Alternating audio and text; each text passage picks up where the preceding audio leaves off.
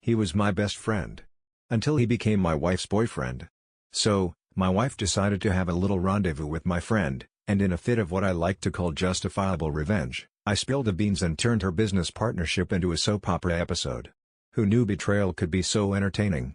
Using a throwaway because, some friends might just stumble upon my account, and I'd rather keep my secrets under wraps. Names are just as phony for the same reason. I'm a 32-year-old guy, and my wife, Claire, who's 30, and I have been happily married for 5 years now. Through thick and thin, we've had each other's backs like a trusty sidekick in a buddy comedy. I'm in the advertising game, and until just a bit ago, she was navigating the wild world of sales. When she announced her grand plan to dive into the world of entrepreneurship with her friend, I was all in, ready to cheer her on like a loyal sidekick in a buddy comedy. I stepped up to handle the household finances and even tossed in a little cash to help her business take flight. Before she dove into the world of sales, she was all about art, and let me tell you, she had a knack for it that could make even Picasso raise an eyebrow. She had a knack for sculpture, and it was her true calling. Back in our dating days, she had this delightful habit of crafting little hand-painted figures, each one a quirky gift just for me.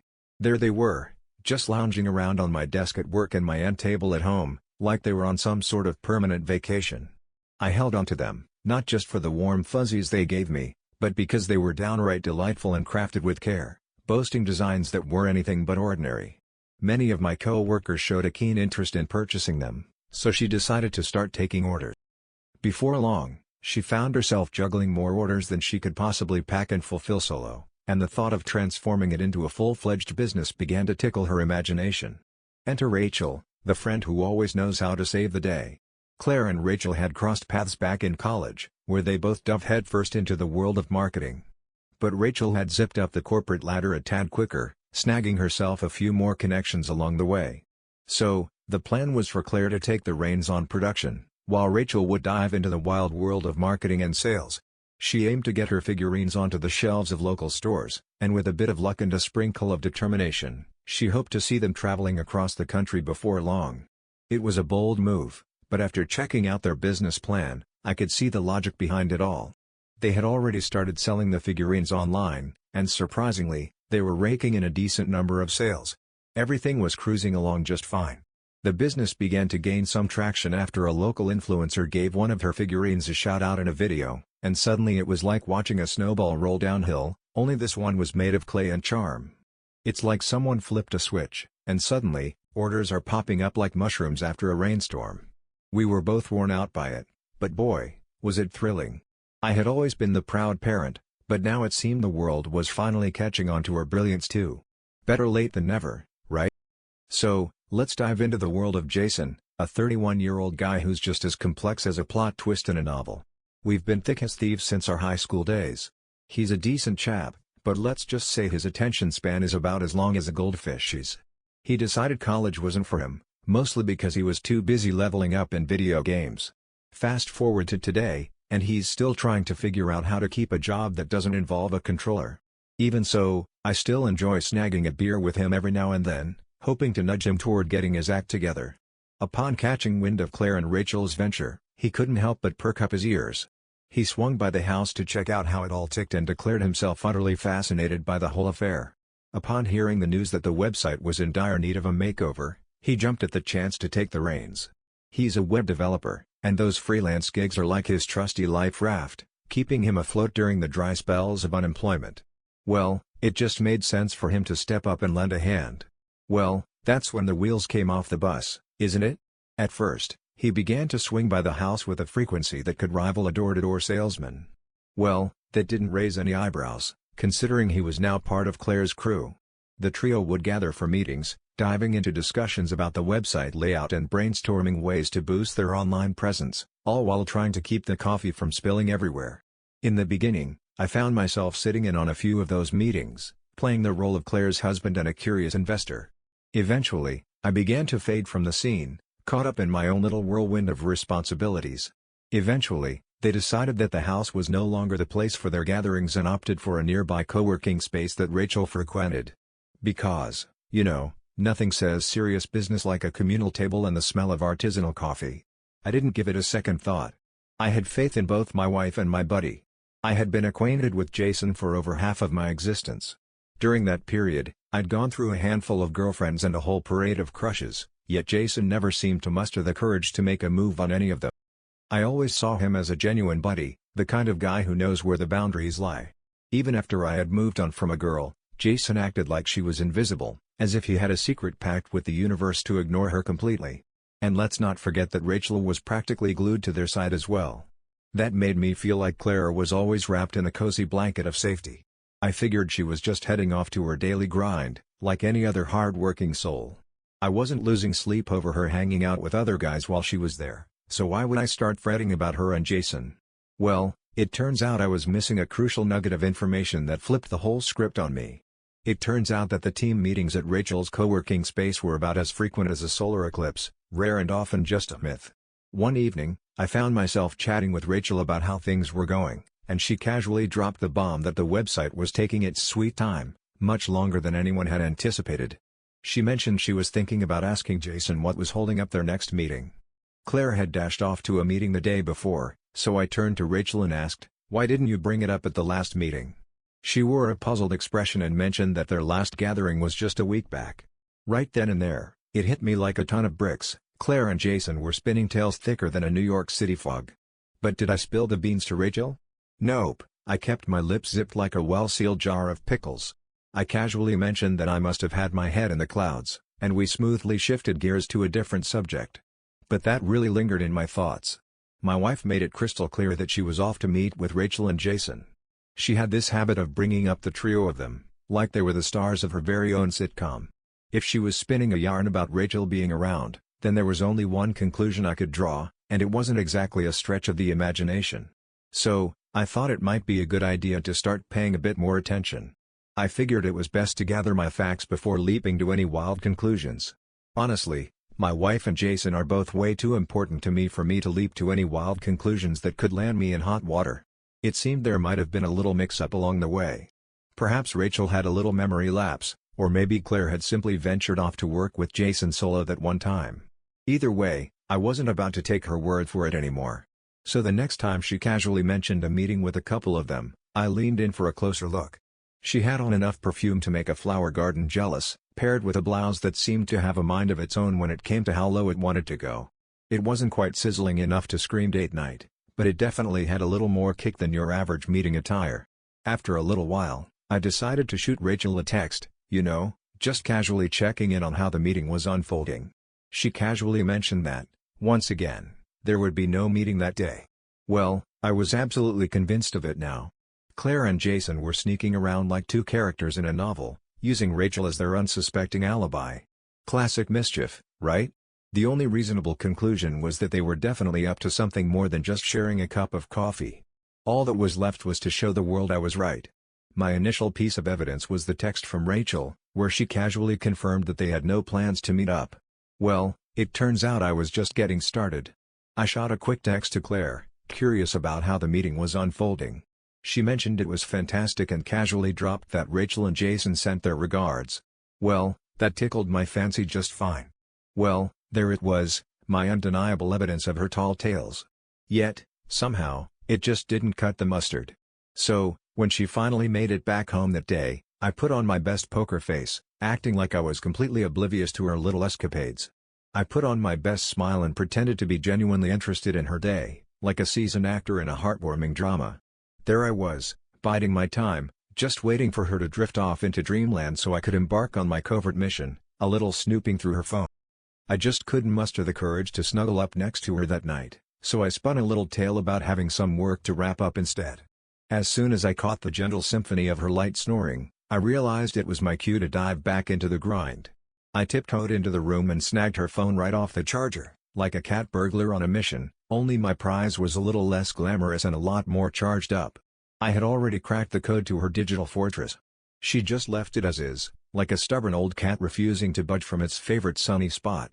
I recall pondering how ridiculous it was that my hands were doing a little dance of their own. I was just sifting through a few messages. What was there to be scared of, really? When I think about it now, it all clicks into place. Well, it seemed like my entire existence was on the brink of a dramatic plot twist. I dove right into her chat with Jason, like a detective on a mission. As soon as I cracked it open, their latest messages jumped out at me like a surprise party gone wrong, and let me tell you, the content was about as pleasant as a root canal. They were as straightforward as a cup of black coffee, no froth, no sugar, just the real deal. They were just bursting with sensuality. I'd rather not dive into the nitty-gritty right now.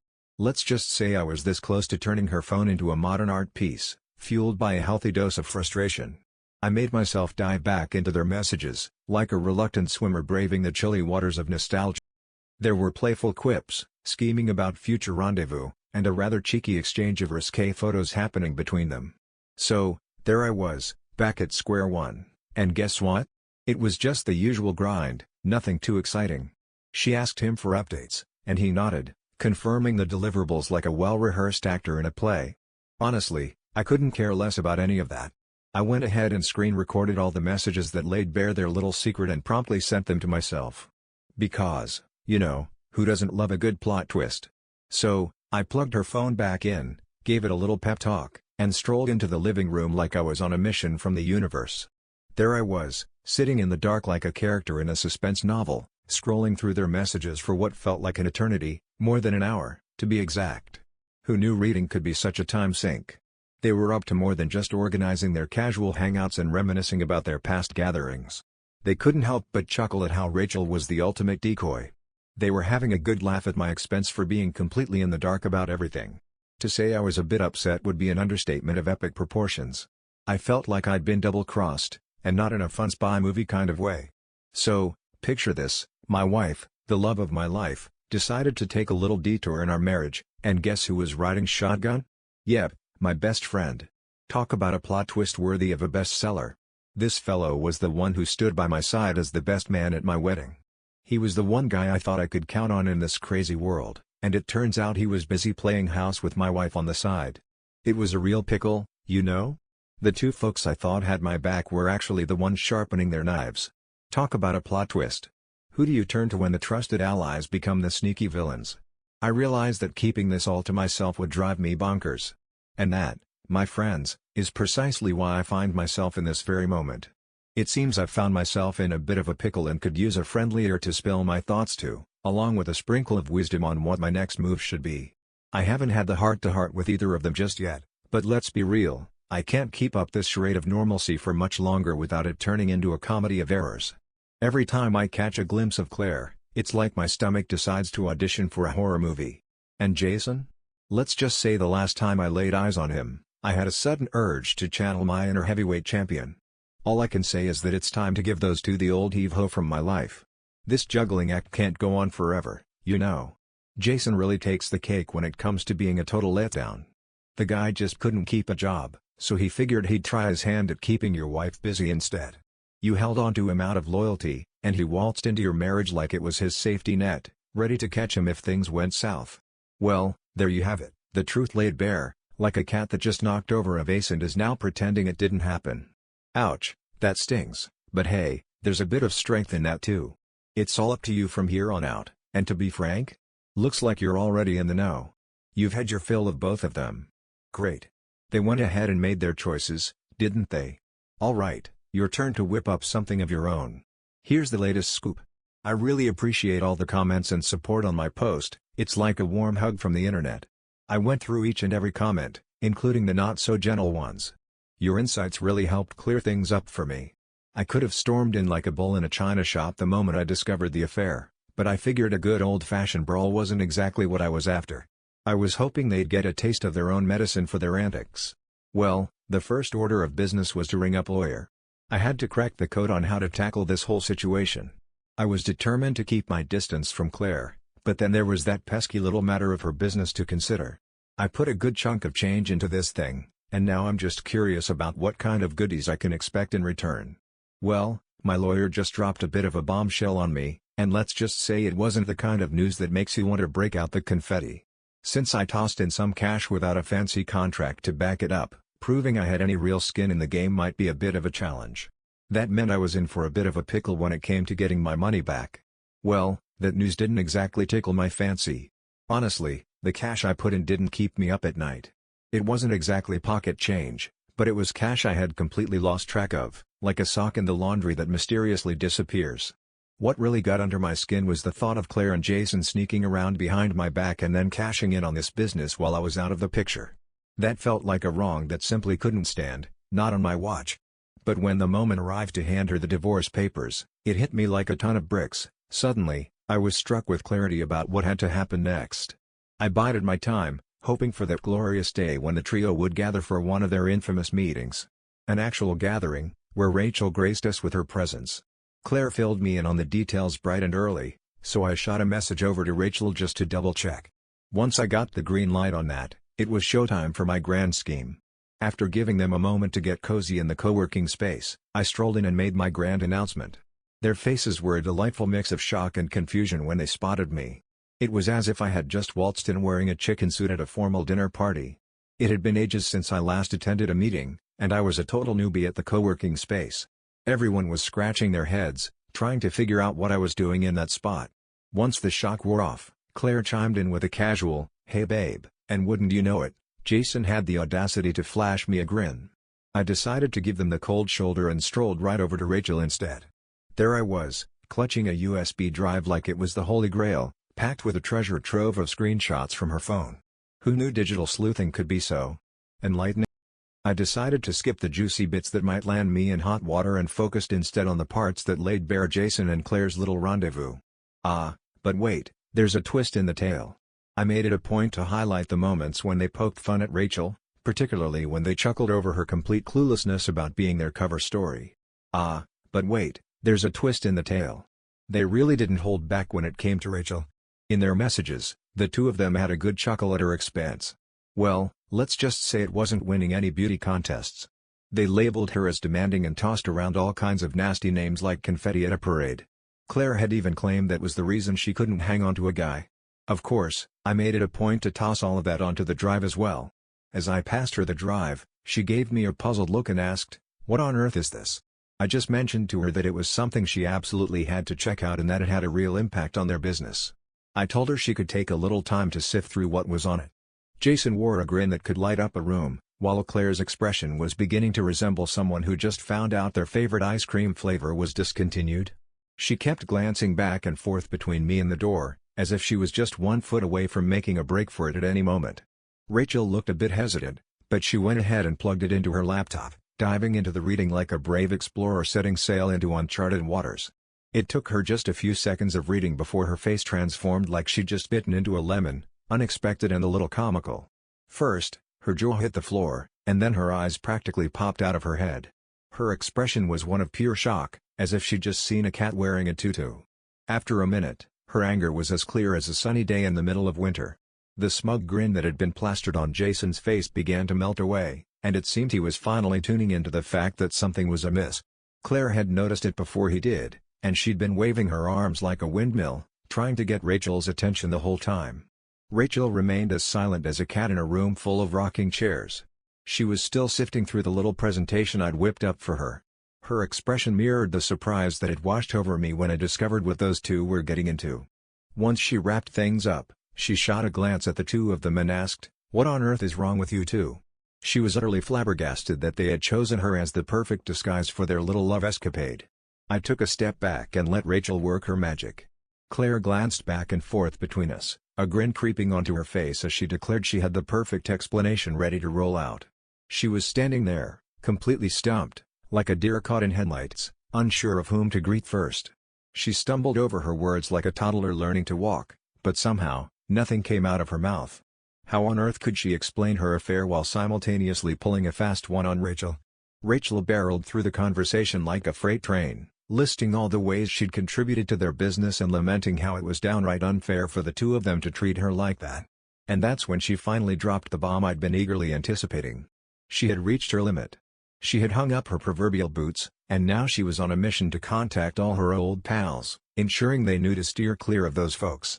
With a dramatic flair, Rachel grabbed her belongings and marched out of the room, leaving a trail of confusion in her wake. Not even a hint of a return on that USB drive, huh? I was totally fine with it. Claire tried to keep up with her, but then it hit her like a ton of bricks. She still had an irate husband waiting for her at home, and that was a whole different kind of chase. She strolled over and declared she had an explanation ready to roll. She claimed it was merely a situation of feelings getting a bit too intense since they were collaborating. They hadn't planned for this little twist of fate, and just because it happened doesn't mean she didn't have love for me. Jason was standing there, looking as bewildered as a deer caught in the glare of oncoming traffic, nodding like he was trying to agree with a particularly confusing riddle. He had that classic look of guilt, like a kid caught with his hand in the cookie jar, wide eyes and all. I told her to skip the excuses, they were about as useful as a screen door on a submarine. They were the two folks I had put my faith in, and wouldn't you know it, they both decided to play the role of backstabber during the divorce. And guess what? She'll be getting her papers served up shortly. She burst into tears and pleaded with me to at least have a chat before anything else. Jason clamped down on my arm like it was the last slice of pizza at a party and said, "Hold on, buddy, you really don't need to go down that road." I just couldn't resist. I did my best to stay calm, but let me tell you, in that moment, I just lost it and took a swing at him. I'm still feeling a bit let down because he decided to stab me in the back. Well, it might not have been the smoothest ride, but hey, at least the message hitched a ride and made it to the destination. Engaging in conversation with him was the last thing on my to-do list. He just stood there, like a deer caught in headlights, not even bothering to throw a punch. He strolled across the room like it was a catwalk and plopped himself down with all the grace of a sack of potatoes. Claire was tugging at my sleeve like a kid trying to get a cookie from the top shelf, pleading with me to just give her a moment to chat. She attempted to pin the affair on stress, as if that was a valid excuse for her escapades. She claimed that the mental gymnastics of running a business had her feeling like a deflated balloon, all emotional and tangled up, and that's what led to the affair. The excuse was so flimsy that I couldn't even muster the energy to respond to her. I gave her a gentle nudge and strolled out the door like I was on a mission, which, let's be honest, I kind of was. They trailed behind me like two eager ducklings waddling after their mother, all the way to the parking lot. Without uttering a word, I found myself in the midst of a spectacle as Claire, in her own dramatic fashion, continued to plead with me while we strolled out of the building. All eyes were on me, but honestly, I was too busy enjoying my moment to give a hoot. Well, it looks like this is a one-time show, and I won't be getting any encore performances from these folks. Claire was the one who had the inside scoop on most of them. As I slid into the car, her pleas echoed in my ears, but I simply turned the key and drove off, leaving her words in the rearview mirror like a bad sitcom punchline. The whole situation was a bit of a train wreck, but oddly enough, I found myself feeling a smidge satisfied with how it all played out. Rachel had the inside scoop, and she was ready to set the whole operation ablaze, figuratively speaking, of course. Well, that's what Claire gets, isn't it? She was about to witness the grand spectacle of everything she'd painstakingly constructed come crashing down, all thanks to her own delightful missteps. Rachel delivered on her word, just like a well-timed plot twist in a novel. She decided to go cold turkey on the business, and by the end of the week, it was like watching a game of musical chairs, except all the chairs were gone and so were her contacts. Claire found herself without a distribution network, like a ship without a sail, just drifting along in the vast sea of business. Talk about a plot twist. So, Rachel spilled the beans that Claire had attempted to sneak around and contact some of her connections. Unfortunately for Claire, she'd already managed to make a right mess of things. She spilled the beans on all of Claire's antics, making it clear that trusting her as a business partner was about as wise as betting on a three-legged horse. Oh, and let's not forget the little matter of the divorce we had to navigate as well. It's not set in stone just yet, but the stars seem to be aligning in my favor. So, it seems we're headed for a 50-50 split of the marital assets. Fair? Not in my book, especially since she's the one who decided to play fast and loose with fidelity. Well, what's a person to do, really? Well, let's be honest, starting off as a guy in a divorce is like trying to win a race with one shoe tied to a tree. Good luck with that. Well, it seems like I've hit the jackpot, no spousal support payments in my future. Who knew I could dodge that bullet? Sounds good to me. It seems to me that I've been her biggest cheerleader, and then some. Honestly, it was more than she could have ever hoped for, if we're being real here. Jason made a few attempts to get in touch with me. He rang my phone like it was a game show buzzer, but when I kept giving him the silent treatment, he switched tactics and started texting me instead. He sheepishly said sorry and confessed that he really dropped the ball this time. He mentioned he wanted to grab a coffee so we could chat and sort everything out. I informed him that our paths should never cross again, and if by some twist of fate they did, I'd make it a point to rearrange his jaw for good measure. He just wouldn't stop pleading for a chance, so I did the only logical thing, I blocked his number. Problem solved, right? Well, let me tell you, Every time I spot Claire in court, it's like watching a soap opera. She's a total mess. She really felt the weight of her business crumbling down around her. She ambushed me after court one afternoon, declaring that I had single-handedly demolished everything she had painstakingly constructed. I informed her that she was playing fast and loose with her husband's trust and had a little chuckle at her business partner's expense when no one was looking. Well, if anything went awry, you can bet your bottom dollar it was all on her shoulders. I just pulled back the curtain on her real self for all to witness. As she lamented about the trials and tribulations of her current existence, she casually mentioned that she had a mountain of figurines just waiting for a buyer who seemed to be on an extended vacation. She was stuck in a pickle, unable to sell them online since Rachel swooped in and snatched up their website domain, plastering a big old disclaimer that boldly declared their product was officially off the market. They claimed that any figurines you find online are just clever imposters. Claire found herself with a mountain of product that was about as useful as a chocolate teapot when it came to returns. It was like the universe decided to give me a little nudge, and I couldn't help but chuckle at the irony. Eventually, I found myself plopping down for a chat with Rachel to hash out all the details. I said sorry for dropping a bombshell on her like that, but she totally got it. She mentioned that it was nice to get a glimpse of the kind of person she was teaming up with before they dove headfirst into the business waters together. She also said sorry for being the unwitting star of their little cover story and promised me that if she'd had a clue about their shenanigans, she would have given me a heads up. I assured her that she was off the hook in my book, no blame here, just a friendly nod and a wink. Jason and Rachel had played us like a couple of fiddles. Rachel has caught the entrepreneurial bug and mentioned she's chatting about launching a new business venture. She's extended an invitation for me to join in, should I find myself intrigued. I'm thinking it's best to hit the pause button on any investments until the divorce is all wrapped up. Before I dive into any big decisions, I really need to clear out the mental cobwebs. You know, like spring cleaning for the brain. Let me tell you, picking the right people to trust is like choosing the perfect avocado. One wrong move and you're left with a mushy mess. So, tread lightly, my friend. Be it your wife or your best buddy.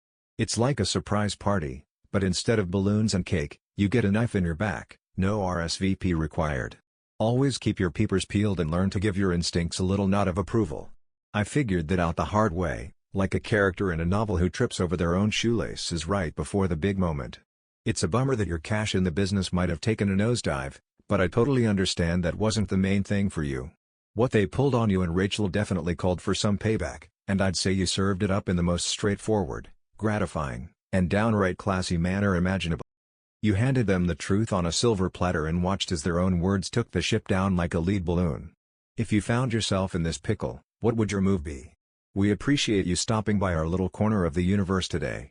Don't forget to give us a thumbs up, subscribe, and ring that notification bell, because you definitely don't want to miss our next adventure in video land. Catch you later.